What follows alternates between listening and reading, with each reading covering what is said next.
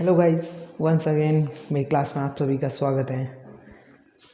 पुराने चैप्टर को आगे एक्सप्लेन कर रहा हूँ। हमने लास्ट टॉपिक कहाँ पे छोड़ा था? इल्यूज डिवीज़न लेमा में छोड़ा था।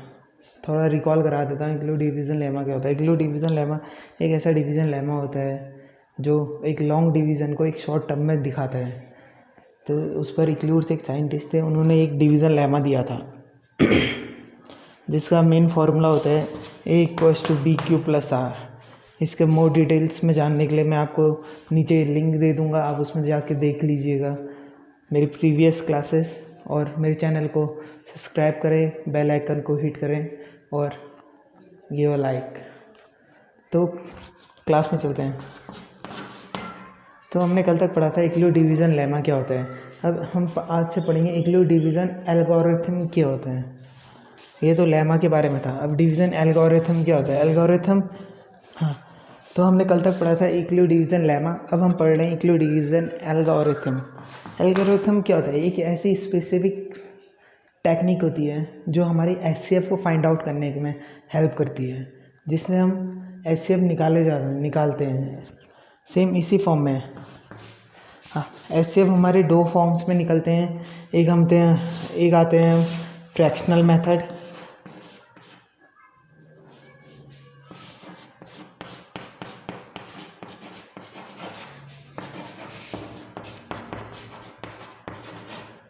एक फ्रैक्शनल मेथड होती है, दूसरी आती है डिवीज़न मेथड। अब डिवीज़न है तो डिवीज़न मेथड का यूज़ करेंगे हम।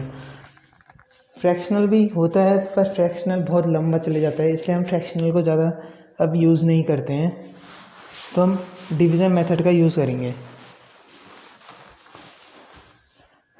अब एक क्वेश्चन ले लेता हूँ। तो जैसे कि आप क्वेश्चन देख सकते हैं, find the HCF of 210 and 55 and express it in the form of 210 into 5 plus 55 y, also find y।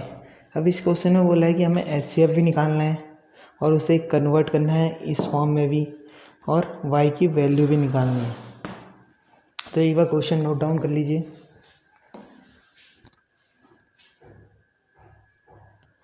तो अब आगे बढ़ते हैं। हमें सिंपल सा एचसीएफ, जैसे हम डिवीज़न फॉर्म करते हैं तो वही यूज़ कर रहे हैं। अब डिवीज़न फॉर्म में क्या होता है? जो छोटा वाला होता है उससे डिवाइड करते हैं बड़े वाले को। तो वही कर रहे हैं हम।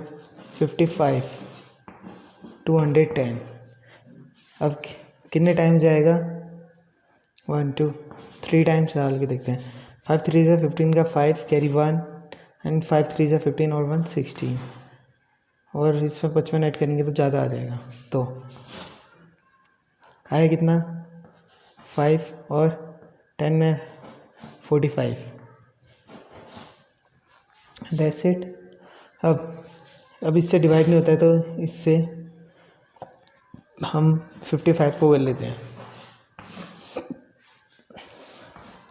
1 time,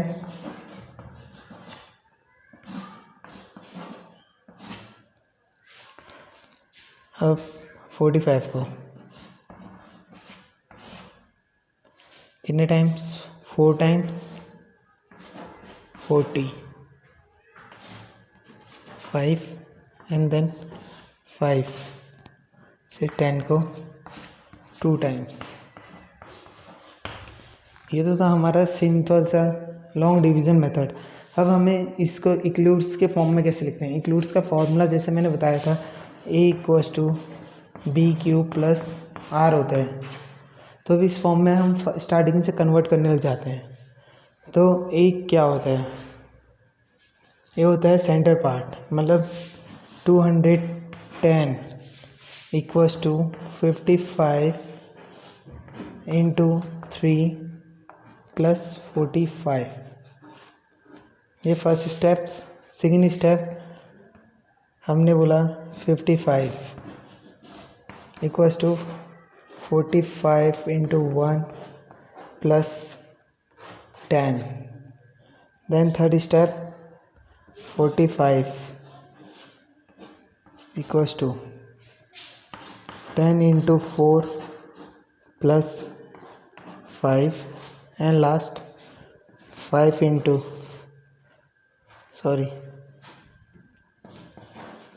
10 equals to 5 into 2 plus 0। तो हमने लॉन्ग डिवीज़न करा। अब लास्ट में e equals to B Q plus R के फॉर्म में मैंने इसमें कन्वर्ट कर दिया।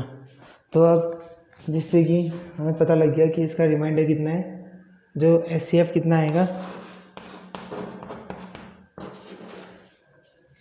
5। इसका SCF 5 हुआ। साथ साथ करते जाना।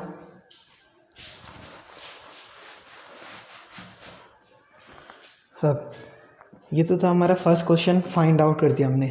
अब एक्सप्रेस करना है हमने इस फॉर्म में, तो हमने लिख दिया 5।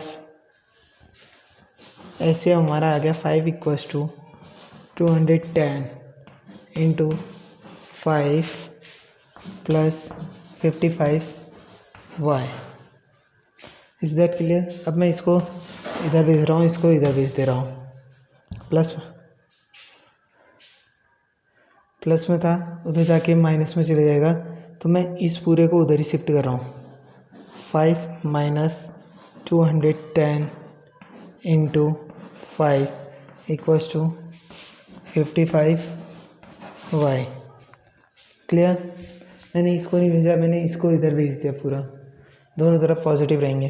अब मैंने इसको मल्टीप्लाई कर दिया। 5 माइनस 5 0 5 1 जा 5 5 2 जा 10 इक्वल्स टू 55y। अब इस साइड का भी इरेज कर रहा हूँ मैं। अब हमें y की वैल्यू निकालनी है, तो मैंने इसे माइनस कर दिया, तो कितना बचा 1045 इक्वल्स टू 55y और माइनस का साइन साथ में। क्लियर? तो अब इसको अपॉन में 1045 अपॉन 55 इक्वल्स टू y। ये वैल्यू आई, तो इतनी वैल्यू आई। इससे कितने टाइम्स? 19 टाइम्स। तो y की वैल्यू भी निकाल दी। तो ये था मेरा SCF।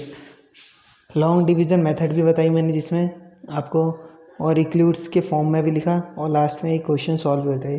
हमारे एग्ज़ाम में आता है।